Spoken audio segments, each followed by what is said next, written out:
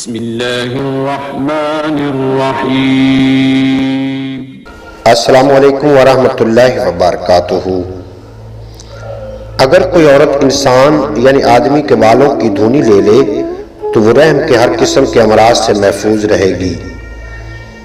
اگر کوئی عورت پہلا بچہ پیدا ہونے کے بعد نفاس کو اپنے تمام بدن میں لگا لے تو جب تک زندہ رہے گی وہ حاملہ نہیں ہوگی۔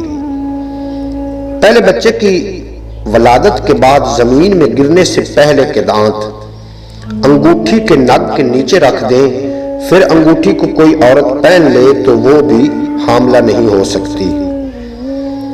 عورت کا پسینہ خارش اور کھجلی کے لیے بہت فائدہ مند ہے۔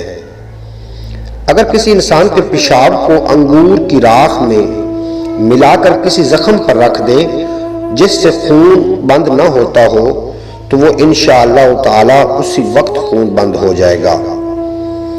اتباع کہتے ہیں کہ بانجھ پن یعنی بانجھ عورت معلوم کرنے کا جو طریقہ ہے وہ یہ ہے کہ لہسن کو ایک روئی کے ٹکڑے میں لپیٹ کر عورت اپنی اندام نہانی یعنی شرمگاہ میں 7 گھنٹے رکھے۔ چنانچہ اگر عورت کے منہ سے لہسن کی بو آنے لگے تو اس کا علاج دواؤں کے ذریعے کیا جا سکتا ہے۔ علاج کرنے پر وہ عورت حمل کے قابل ہو جائے گی، لیکن اگر بو نہ آئے تو عورت کو لا علاج سمجھے۔ امام راضی کہتے ہیں کہ یہ نسخہ آزمودہ اور مجرب ہے۔